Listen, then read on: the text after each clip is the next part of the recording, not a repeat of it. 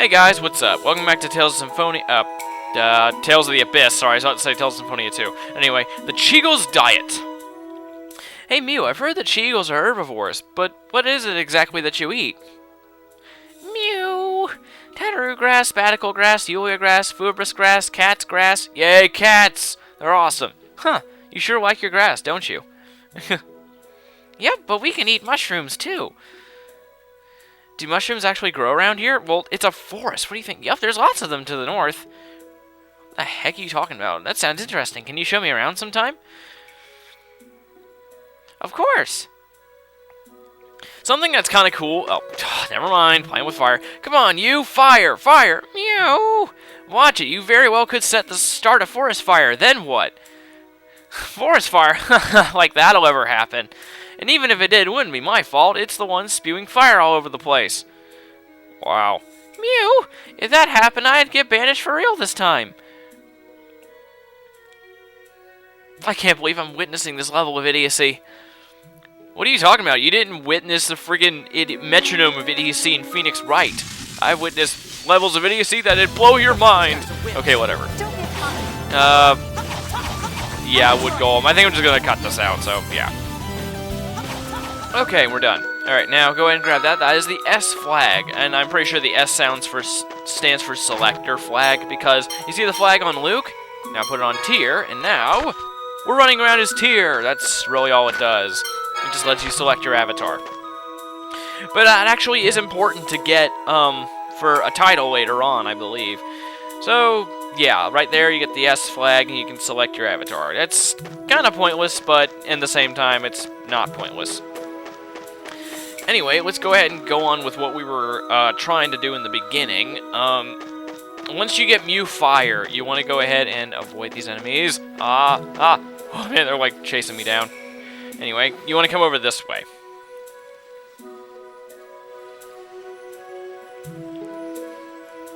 The Liger's lair is up ahead, right? Yes! We cross the river and keep going! How are we supposed to cross the river when there's no bridge? We'll just have to wade through the river.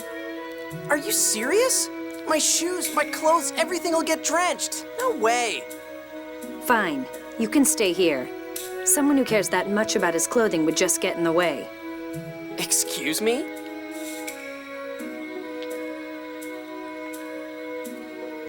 Hey, thing. Breathe fire on that tree's roots. Mew? You heard me. Breathe fire already.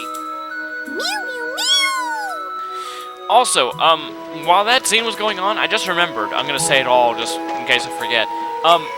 The person that does the voice for Mew is actually Tara Strong, and she did the voice for Presea, and I believe she's the brother of the person that voiced Zelos, which is actually really cool. But anyway, just thought I'd mention that. A little bit of trivia. What do you think of that?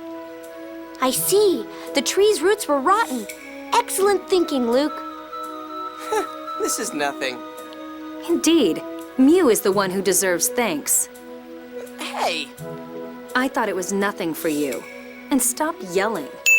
Phone Master Ion, shall we be on our way? Oh, right. Luke, cheer up. Come on, let's get going. Let's go! Shut up. Mew! Luke, you and your whiny ways.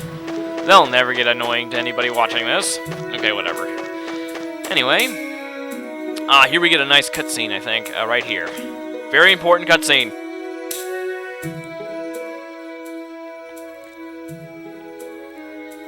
Hey, Ion. Yes? How'd you learn strong moves like that art you used earlier? Could I learn to do that too? That was a Dothic phonic art. You see, it's... Wait, I don't need some long explanation. Just tell me if there's some easy way to get stronger. You're unbelievable. What? Please, don't fight. I'll tell you an easy way to become stronger. Really? How?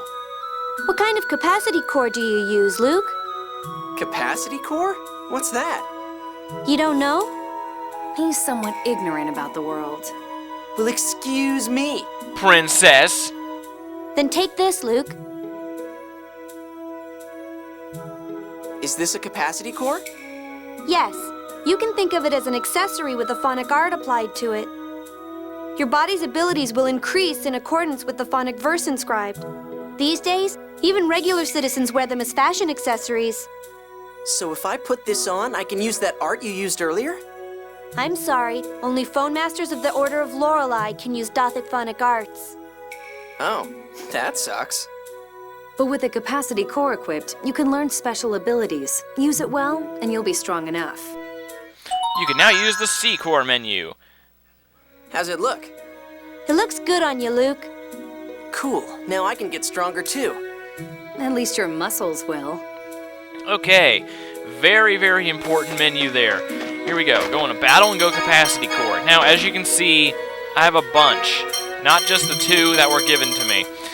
Now, when you start out, every character will have already equipped a capacity core.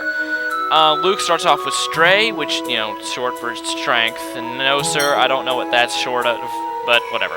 Anyway, Stray's for attack, No Sir is phonic attack, that's for agility generally. No Sir, more physical, more phonic attack, defense, and so on and so forth. Okay, now, if you notice those numbers, let's say Stray. You see how it says physical attack +2 and physical attack or defense +1? Every time you level up, you see those little zeros over by your actual stats over there. Every time you level up, one of those zeros will go up by the number that your capacity core increases. So let's say I level up while I have Stray. My physical attack will go up an extra 2 points, and my physical defense will go up an extra point.